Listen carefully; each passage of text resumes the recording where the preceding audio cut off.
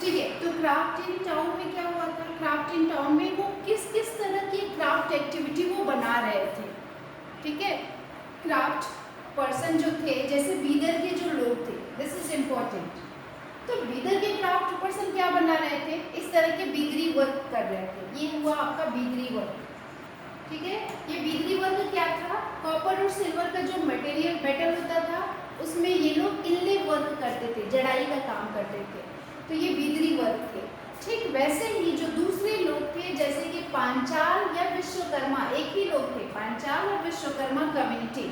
ये medieval India के traders थे, क्राफ्ट पर्सन्स थे। अभी हम ट्रेडर्स की बात नहीं कर रहे हैं, अब हम बात कर रहे हैं कि जो लोग वहाँ पे क्राफ्टिंग का काम कर रहे हैं मेडिवल इंडिया में, जैसे कि बिगरी हो गए, जैसे कि पांचाल और विश्वकर्मा कम्युनिटी हो गई। तो ये लोग अपना ये गोल्ड स्मिथ, ब्रोंज स्मिथ, इस तरह के ये मेटल वर्क किया करते थे, कंस्ट्रक्शन का काम किया करते थे, टेम्पल्स बनाने का काम, पैलेस बनाने का काम, ठीक है। इसके अलावा कुछ वीवर्स की ग्रुप थी। वीवर्स मतलब जुलाहे, जो कॉटन से क्लोथ बनाते हैं, जैसे कि सालियार और काइपोलर। और ये वीवर्स बहुत ज़्यादा रिच होते थे, ठीक है। They are the very prosperous communities making donation to temple. ये इतने रिच होते थे कि टेम्पल्स में डोनेट किया करते थे। क्या? और ये किस तरह के वीवर्स क्लोथ बनाते थे? तो कॉटन क्लीनिंग करके, स्पिनिंग मतलब कॉटन से बने हुए कपड़ों में ये स्पेशलाइज्ड होते थे। अब आप एक शॉल देखो जो इन्होंने बनाया हुआ है, किसने बनाया हुआ है? काइपोलर एंड सलियार वीवर्स ने बनाया हुआ है। टाइम पीरियड क्या है? 17th century. ये जो आप देख रहे हैं ब्रास मेटल, जिस पे ब्लैक ओवरले इनले किया गया है, तो वो ब्रास मेटल है। और ये शॉल का बॉर्डर जो बना हुआ है। कम टू द नेक्स्ट, अब हम पढ़ेंगे a closer look Hampi, Masulipatnam and Surat के बारे में, ठीक है।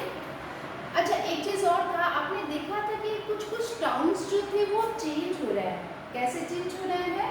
जैसे अहमदाबाद है, ठीक है। अहमदाबाद क्या हुआ? अब धीरे धीरे एक went on to become major commercial cities. Ahmedabad की इंपॉर्टेंस बढ़ रही है धीरे धीरे, मेडिवल इंडिया से जो मॉडर्न की तरफ बढ़ रहे हैं तब भी, है ना। लेकिन दूसरे जो शहर थे, जैसे तंजावुर, तंजावुर क्या था? तंजावुर का जो रोल था वो धीरे धीरे क्या हुआ? श्रैंक होने लगा, उसकी साइज श्रैंक होने लगी, कम होने लगी, उसकी इम्पोर्टेंस ओवर द सेंचुरीज वो थी, वो कम होने लगी तंजावुर की, ठीक है। तो एक तरफ कुछ टाउन्स की जो रोल था वो बढ़ रहा था, ग्रोथ बढ़ रही थी, पर कुछ ऐसे भी शहर थे जो कम होते जा रहे थे। Murshidabad on the bank of Bhagirathi उस रोज टू थी। मुर्शिदाबाद जो था वो बाद में कैपिटल बना था, इसकी इम्पोर्टेंस इतनी बढ़ गई थी। क्यों? टेक्सटाइल प्रोडक्शन की वजह से, ठीक है। और फिर decline in the course of the century, लेकिन बाद में धीरे धीरे इसकी भी जो ग्रोथ थी, इसकी जो डेवलपमेंट थी, वो क्या हो गई? डिक्लाइन होने लगी, कम होने लगी। क्यों? क्योंकि वहाँ के जो वीवर्स थे, मुर्शिदाबाद के जो वीवर्स थे, उनको बहुत सारा कंपटीशन फेस करना पड़ा था, क्योंकि उसी समय इंग्लैंड में इंडस्ट्रियल रिवोल्यूशन हुआ था और वहाँ के मशीन से बहुत ज़्यादा कपड़ों का क्लोथ प्रोडक्शन हो रहा था और इंडिया में आके उसको सेल किया जा रहा था जो चीप रेट पे मिल रहा था। तो यहाँ के जो लोग थे वो उसी को लेते थे और अपने यहाँ जो लोकल वीवर्स बनाते थे वो बहुत ज़्यादा कॉस्टली होता था, क्योंकि वो अपने हाथ से बना रहे हैं। तो मशीन के सामान और हैंडमेड प्रोडक्शन दोनों में डिफरेंस होगा, तो इनको ये कॉम्पिटिशन फेस करना पड़ा था। अब हम बात करेंगे, हमने क्राफ्ट पर्सन की भी बात करनी, हमने टेम्पल्स पढ़ लिया, हमने ट्रेडर्स पढ़ लिया, हमने क्राफ्ट पर्सन पढ़ लिया। अब हम पढ़ेंगे टाउन्स को, क्योंकि आपको पता ही है कि इन तीनों का अगर रिलेशन देखें, टाउन्स, ट्रेडर्स और क्राफ्ट पर्सन, तीनों का रिलेशन क्या है? टाउन्स रहेगा, टाउन्स में ट्रेडर्स जाके अपना सामान जो है वो सेल करेंगे, ठीक है। और ट्रेडर्स क्या लेके जाएंगे? वही सामान जो क्राफ्ट पर्सन बनाते थे, ठीक है। तो ये तीन तरह का आप जो इंटरलिंक है मेडिवल इंडिया में, उसके बारे में हम लोग समझ रहे हैं। अब क्लोजर लुक हम्पी, हम्पी के बारे में अभी हम समझेंगे, ठीक है। The architectural splendour of Hampi. अब हम्पी में एक वर्ड आ गया है आर्किटेक्चरल स्प्लेंडर, मतलब हम्पी जो शहर था, it is in Karnataka in the Krishna Tungabhadra basin, ठीक है। तो ये जो हम्पी है, which of the Vijayanagara empire founded in 1336। ठीक है, तो ये विजयनगर जो एम्पायर था, साम्राज्य था, जो कृष्णदेव राय जो वहाँ के फेमस किंग थे, जिनकी वजह से विजयनगर एम्पायर डेवलप हुआ था, उसकी नींव पड़ी थी। वो शहर स्टैब्लिश हुआ था 1336 में। ठीक है, और उसी में ये आपका हम्पी शहर था विजयनगर साम्राज्य में, जो कि पूरा कर्नाटका, तमिल, नीचे का पूरा साउथ इंडिया जो था वो विजयनगर का एम्पायर था। तो उस समय हम्पी जो था वो कृष्ण तुंगभद्रा बेसिन पर वो लोकेटेड था। The magnificent ruins at Hampi. अब हम्पी का जो कुछ भी बचा हुआ है, ठीक है, ruins मतलब जो रिमेन्स उसके बचे हुए हैं, वो ये दिखाते हैं कि हम्पी जो शहर था वो एक वेल फोर्टिफाइड सिटी था। वेल फोर्टिफाइड सिटी मतलब एक शहर जो किलों से बना हुआ था। ठीक है, लेकिन उसको बनाने के लिए आप आर्किटेक्चर देखो यहाँ पे, क्योंकि हमें आर्किटेक्चरल स्प्लेंडर समझना है हम्पी का। तो उस समय की बात है जब इस तरह के फोर्टिफाइड पैलेसेस बनाने के लिए, सिटी बनाने के लिए कोई मोटार या सीमेंट, मोटार यानी कि सीमेंट उसमें यूज़ नहीं हुआ था वहाँ के वॉल को, दीवार को बनाने के लिए, या वो जो टेक्निक वो लोग यूज़ कर रहे थे। तो जब ये सब यूज़ नहीं हो रहा था तो ये लोग बना कैसे रहे थे? ये जो आप इंटरलॉकिंग पैटर्न देख रहे हैं ना, एक ब्रिक में दूसरे ब्रिक को लगा करके किस तरह से सॉलिड करके ये लोग क्या कर रहे थे, इस तरह से इंटरलॉकिंग पैटर्न से बना रहे थे। हम्पी शहर को इन्होंने डेवलप किया हुआ था। और अभी जो हम्पी का ये जो रिमेन्स बचा हुआ है, ये जो रियून्स बचा हुआ है, जो अवशेष बचे हैं, ये बता रहे हैं कि कितना हम्पी जो शहर था वो एक वेल फोर्टिफाइड सिटी था। ठीक है, जबकि उसमें कोई मोटार, कोई सीमेंटिंग एजेंट यूज नहीं हुआ था। जो टेक्निक उसमें यूज हुई थी that was the interlocking pattern. आप फिगर 6 देखो, a view of the watch tower through broken wall of the enclosure of Hampi. ये जो शहर है, ये जो अंदर वाला जो शहर है, ये व्यू दे रहा है, एक व्यू दे रहा है हम्पी शहर के बारे में कि किस तरह का शहर था। ठीक है, अब क्या है, अ फोर्टिफाइड सिटी, एक किलो का बना हुआ शहर था। फोर्टिफाइड सिटी कैसे? एक पोर्टुगीज ट्रेवलर थे, क्योंकि उस समय हमारे देश में बहुत सारे ट्रेवलर आया करते थे। तो ये पोर्टुगीज ट्रेवलर थे जिनका नाम था डोमिंगो पायस। डोमिंगो पायस जो थे, उन्होंने 16th सेंचुरी में उन्होंने हम्पी के बारे में बताया है। क्या बताया है कि at the entrance of the gate where this pass who come from Goa this king has made with in it very strong city. वो कह रहा था कि एक एंट्रेंस गेट था। ठीक है, गोवा से हम लोग यहाँ पे एंट्री किए थे, अंदर आए थे। फिर क्या हुआ था कि जो किंग्स थे वो बहुत फोर्टिफाइड, अपनी दीवारों से किलों दीवार बनाए थे, अपने फोर्ट्स बनाए थे, बहुत सारे टावर्स बनाया था। This wall are not like, ये दीवार कुछ वैसी नहीं थी जैसे दूसरे शहर में होती है, but are made of very strong masonry such as will be found in. तो वो बता रहा है कि कितने स्ट्रॉन्ग तरीके से हम्पी में जो ये फोर्टिफाइड वॉल्स बने थे, टावर्स बने थे, उसके बारे में डोमिंगो पायस जो पोर्टुगीज ट्रैवलर था वो हम्पी को डिस्क्राइब कर रहा है, बता रहा है।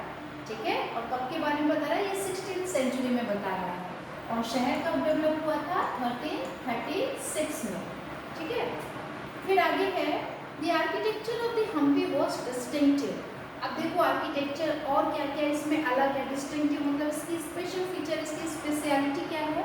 The buildings in the royal complex had splendid arches, domes and pillared halls with niches for holding sculptures। मतलब कि जो बिल्डिंग्स थी रॉयल कॉम्प्लेक्स में हैड स्प्लेंडिड आर्चेस। अब जो उसकी आर्चेस थी वो बहुत ही स्प्लेंडिड थी, मतलब बहुत ही भव्य तरीके से बनाई गई थी। उसके जो डोम्स थे, ठीक है, आर्चेस तो आपको पता ही है, ये वाला जो हिस्सा होता है दिस इज आर्चेस। ठीक है, डोम्स आपको पता ही है कि जैसे ये जो होता है ना, तो उसके बीच में ऐसा गोल नहीं होता है, एकदम सेंटर में ऐसा गोल बना होता है। ठीक है, जैसे आप ताजमहल में देखोगे। एंड पिलर्ड हॉल्स, और जो हॉल थे, बड़े बड़े हॉल थे, उस हॉल में पिलर्स लगे हुए थे। ठीक है, तो ये उनका आर्किटेक्चरल स्टाइल था। एंड नाइचेस फॉर होल्डिंग स्कल्पचर, और स्कल्पचर मतलब होता है कि जो मूर्तियाँ वगैरह वहाँ पे लगी हुई थी, उसका जो नाइचेस था, जो बेस था, ठीक है, वो पिलर्ड हॉल था। ठीक है, पिलर्ड हॉल और उसका बेस जो वहाँ पे स्कल्पचर्स बने हुए थे। They also had well planned orchards, इसके अलावा वहाँ पे ओरचार्ड्स भी थे एंड प्लेजर गार्डन्स। गार्डन्स भी थे with sculpture motif such as the lotus and कॉर्बिल्स।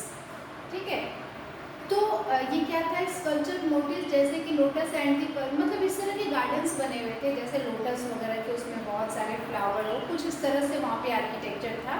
In its heyday in the 15th-16th century Hampi bustled with commercial and cultural activities. फिर क्या हुआ, 15th-16th सेंचुरी तक आते आते यहाँ पे कमर्शियल और कल्चरल एक्टिविटीज़ जो थी हम्पी में वो डेवलप होने लगी। मुस्लिम merchants, चेटीज and agents of European traders such as Portuguese thronged the market of Hampi। अब जितने भी ये मुस्लिम मर्चेंट्स थे, ठीक है, ये चेटीज थे, ये लोग और यूरोपियन ट्रेडर्स के जो एजेंट्स आते थे, ठीक है, जैसे कि पोर्टुगीज वगैरह, वो हम्पी के मार्केट में आया करते थे, देखा करते थे। अब आप देखो कि टेम्पल्स में the hub of cultural activities, temples का रोल क्या था यहाँ पे, कि टेम्पल्स फॉर्म में साउथ इंडिया के टेम्पल्स में बहुत सारी कल्चरल एक्टिविटीज भी हुआ करती हैं। This is the hub of the cultural activity. ठीक है, एंड देवदासी, देवदासी क्या होता है, जहाँ पे टेम्पल डांसर, जो वहाँ पे गर्ल्स होती थी, वो डांस परफॉर्म करती हैं अपनी डायटी के सामने, देवता के सामने। तो ये देवदासी ट्रेडिशन भी वहाँ पे चलता था। Royalty and masses in the many pillared hall in the Virupaksha temple. अब जो विरूपाक्ष टेम्पल किसके नाम पे है, शिवा के नाम पे। तो शिवा के नाम पे जो विरूपाक्ष टेम्पल है, वहाँ पे बहुत सारे पिलर्ड हॉल बने हुए थे। ठीक है, और वहाँ पे ये देवदासी जो थी वो वहाँ पे डांस किया करती थी अपने भगवान के सामने। ठीक है, आजकल के गानों में नहीं, भजन पर वो डांस किया करते थे। एक तो ये हो गया, देखो यहाँ पे समझो कि temple were the hub of cultural activity, devadasi परंपरा, देवदासी ट्रेडिशन वहाँ पे था, ये विरूपाक्ष टेम्पल था, शिवा का टेम्पल था। फिर महानवमी फेस्टिवल वहाँ पे सेलिब्रेट होता था। This is important. अब ये महानवमी, जैसे हम लोग नॉर्थ इंडिया में नवरात्रि मनाते हैं, साउथ इंडिया में नवरात्रि को महानवमी फेस्टिवल कहते हैं। तो इट वॉज सेलिब्रेटेड, ठीक है, एट इन हम्पी। अब ये जो पिक्चर है ये क्या है, stone chariot Vitthala temple Hampi. Hampi में विट्ठल मंदिर का ये स्टोन पत्थर से बना हुआ ये रथ है। आप इस चैरियट को देखो, चैरियट में होता है रथ। ठीक है, तो इस तरह का स्टोन से बना हुआ हम्पी विट्ठल टेम्पल में ये है। Form the Mahanavami platform where the king received guest and accepted tribute from subordinate chief. मतलब अब नवरात्रि में क्या होता था, नवरात्रि में नहीं, महानवमी फेस्टिवल में ये लोग क्या करते थे, महानवमी फेस्टिवल में एक प्लेटफॉर्म बना होता था जहाँ पे किंग बैठा होता था, और उस किंग को बहुत सारे गेस्ट जो आते थे उनको गिफ्ट देते थे और ट्रिब्यूट्स देते थे। ट्रिब्यूट होता है जो वॉलंटरी अपनी इच्छा से आप जो भी गिफ्ट चाहे वो दे सकते हैं। ठीक है, तो वो कौन देते थे, उनके सबऑर्डिनेट्स आते थे। तो महानवमी फेस्टिवल में ये लोग नवरात्रि में जैसे हम लोग पूजा करते हैं ना, 9 दिन पूजा करते हैं माता की, ठीक वैसे ही अब ये लोग साउथ इंडिया में क्या करते थे, तो जो इनका किंग था वो एक बड़े से प्लेटफॉर्म पे बैठा रहता था, और वहाँ पे जो गेस्ट होते थे और जो बाकी इनके सबऑर्डिनेट चीफ होते थे जो इनके अंडर में काम करने वाले थे, वो उनको ले आके गिफ्ट देते थे। एंड वहाँ पे डांस और म्यूजिक परफॉर्मेंस भी होती थी और रेसलिंग बाउट्स भी होते थे, वहाँ पे कुश्ती भी कराई जाती थी। ठीक है, तो इस तरह से कल्चरल एक्टिविटी वहाँ पे हम्पी में, ठीक है, हम्पी में इस तरह से हुआ करता था। बट अब यहाँ तक तो ठीक है कि इतना कुछ हो रहा था हम्पी में। Hampi fell into ruin following the defeat of Vijayanagara in 1565। अब जब विजयनगर हार गए, विजयनगर की एक लड़ाई हो गई थी डेक्कनी सुल्तान से। डेक्कनी सुल्तान जैसे कि जो साउथ इंडिया में विजय, बरार, अहमदनगर, अभी आपको ये मैप दिखा रही हूँ, आप इस मैप में देखो, ये मैप देख रहे हैं ना, तो ये पूरा का पूरा ये हो गया आपका बरार, ठीक है, ये आपका बीजापुर हो गया, हम्पी हो गया, ये आपका हम्पी हो गया, ये गोलकुंडा हो गया। ठीक है, तो ये जितने भी, ये पूरा का पूरा क्या कहलाता है, डेक्कन सुल्तान का एरिया था। ठीक है, ये पूरा का पूरा ये क्या था, डेक्कनी सुल्तान का ये एरिया था। अब इस एरिया में जब विजयनगर की लड़ाई होती है, बीजापुर, गोलकुंडा, ये पूरा का पूरा डेक्कन सुल्तान है, और ये बीच में आपका सेंटर ऑफ प्लेस है हम्पी। तो डेक्कनी सुल्तान की लड़ाई हो जाती है विजयनगर के अंपायर से, राजा से, और उस लड़ाई में विजयनगर की हार होती है, और उस हार के बाद हम्पी जो शहर था, जो इतना आर्किटेक्चरल और उसका एक ग्लैमर था वो धीरे धीरे क्या होता है, वो कम हो जाता है, डिक्लाइन होने लगता है शहर, ठीक है।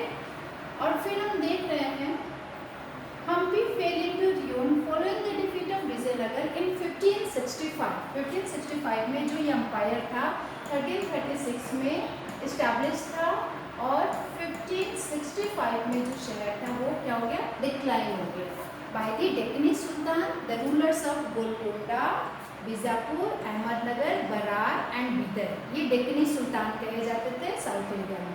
तो इनके साथ जब लड़ाई हो जाती है तो शहर का पूरा वो उसका जो ग्लैमर था वो खत्म हो गया, शहर रियोन हो गया। So class this is all about the chapter, okay. If there is any doubt you can ask.